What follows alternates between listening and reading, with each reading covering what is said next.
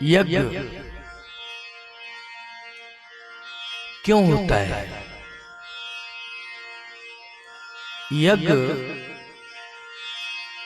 जितने भी अमंगल होते हैं उन सभी को नष्ट करके मंगल का स्वरूप स्थापित करते हुए सारे जन समूह को भगवत शरणागति से जोड़ता है वो यज्ञ। अगर यज्ञ ना हुआ होता तो मुझे लगता है कि इस मंदिर को कितना ही आप महंगा क्यों ना बनवा देते, चाहे जितना धन लगा देते, लेकिन देव प्रतिमाएं कहाँ विराजित होती हो भी जाती तो प्राण प्रतिष्ठित कैसे होते। ये यज्ञ की महिमा है कि स्वर्ग से देवताओं को इस ग्राम में उतारा यज्ञ वेदी पर, और उन देवताओं की परम सन्निधि में श्री हनुमान देव प्रतिमाओं का जो भी स्थापन हो रहा हो उनमें प्राण का प्रवेश कराना ये यज्ञ का ही कार्य है। आज आपको इस भूमि पर यज्ञ के माध्यम से एक तीर्थ में बैठने का अनुभव हो रहा है। ये भूमि जो है तीर्थ भूमि बन गई। तीर्थ मानी पवित्र। यज्ञ ने इस भूमि को तीर्थ भूमि बना दिया, मतलब पवित्र कर दिया। संत आ गए। तीर्थ में कौन रहते हैं? महात्मा रहते हैं। जिस तीर्थ में साधु संत नहीं होते हैं वो तीर्थ अधूरा है। जिस तीर्थ में संत निवास करते हैं वही तीर्थ महिमा मंडित तीर्थ माना जाता है। तीर्थ की महिमा बढ़ती है संतों के रहने से। आप कितना ही बड़ा यज्ञ क्यों न कर लेते, कितना ही विशाल मंदिर क्यों न बनवा देते, यज्ञ के माध्यम से ये भूमि तीर्थ तो बन जाती, लेकिन आज साधु संतों को न बुलाते तो इसकी महिमा नहीं बढ़ती। इसलिए संतों के आगमन से महिमा बढ़ गई।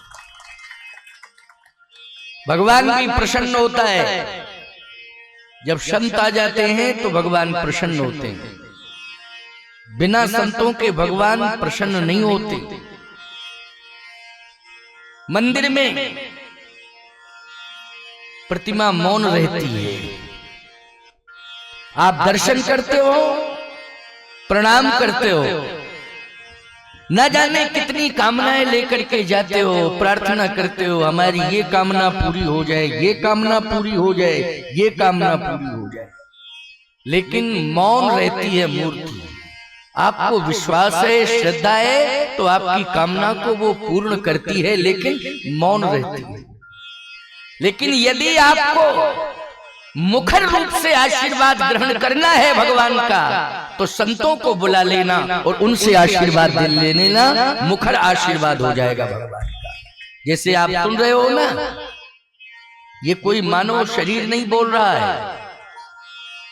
इस शरीर के अंदर जो मेरा इष्ट बैठा है वही बोल रहा है, मैं नहीं बोल रहा हूं।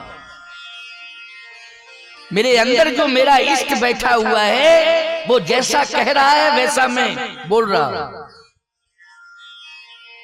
इसलिए संत की वाणी भगवदीय वाणी है, ईश्वरीय वाणी। ऐसा अनुभव करना चाहिए। आप सबने भगवान की प्रेरणा से संतों को बुलाया है, चाहे मुझे बुलाया हो, चाहे सुखदास जी आए हों, और भी संत आए हों। किसकी प्रेरणा से बुलाया है? भगवान की प्रेरणा से। चाहे जितना प्रयास करते, अगर भगवान मुझे आदेश नहीं देते तो मैं आता ही नहीं। और यदि मैं अपने प्रयास से आता और भगवान की इच्छा नहीं होती तो मार्ग में कोई बाधा खड़ी हो जाती, और बाधा खड़ी हो जाती तो आप सोचते ही रह जाते कि बुलाया तो था, आ भी रहे थे, लेकिन प्रभु की इच्छा नहीं थी। बोलो यही कहते कि नहीं कहते? लेकिन बिना किसी बाधा के भगवान ने आपके इस मंच पर मुझे यज्ञ भूमि पर पहुंचा दिया है। ये आपके ऊपर भगवान की कृपा है। बिना किसी बाधा के। न जाने कितनी बाधाएं रास्ते में आती हैं। वाहन वाले सीधे तो चले आते हैं, हमारी गाड़ी, हमारा ड्राइवर सब ठीक ठाक है, सामने वाले का ड्राइवर ठीक नहीं हुआ तो क्या करोगे? लेकिन भगवान उस बाधा को दूर कर देते हैं और तुम्हारे यज्ञ को पूर्ण रूपेण सफल बनाने के लिए ही भगवान ने ये यज्ञ की योजना और यज्ञ सफल करने के लिए संतों को बुलाकर यहां बिठा दिया है। अब चिंता करने की कोई जरूरत नहीं, सानंद संपन्न होगा ये। अभी आप सुन रहे थे भगवान शंकर का चरित्र। कैलाश के शिखर पर बैठे हैं भगवती श्री पार्वती जी, कथा सुनना चाहते हैं। आप सब जितने भी बैठे हो कथा सुनने के लिए आए हो, लेकिन क्या साथ लेके आए हो?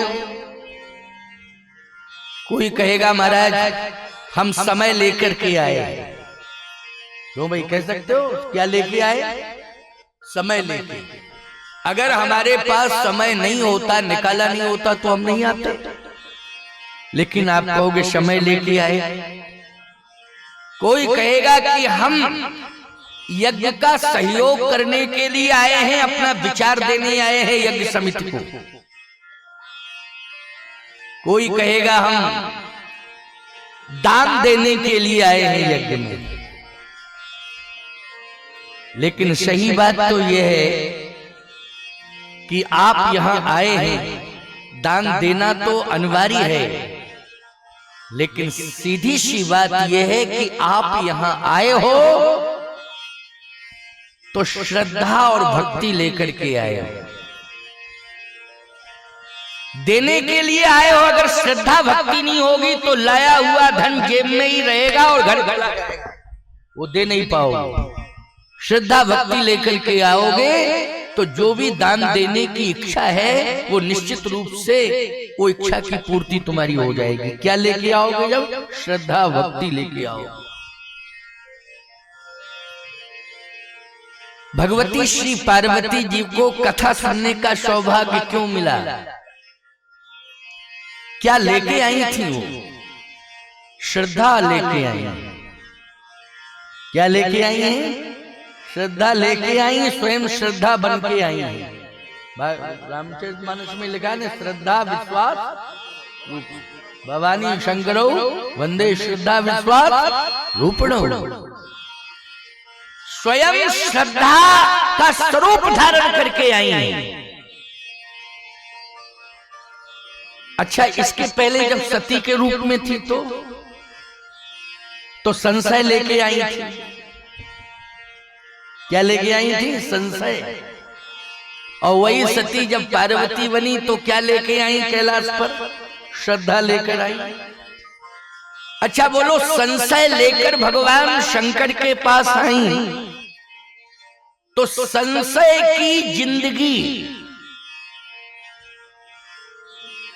बोलो भाई, भ्रमित हुई और भ्रमित होकर के वो संशय के कारण ही भगवान शंकर से दूर हुई और शंकर जी से दूर हुई तो अपयश लेकर के अपने जीवन का अंत कर लिया।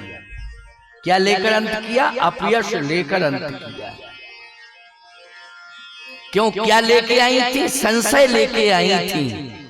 और संशय लेके आई तो भ्रम बढ़ता चला गया, और जब भ्रम बढ़ता चला गया तो अंत में क्या हुआ?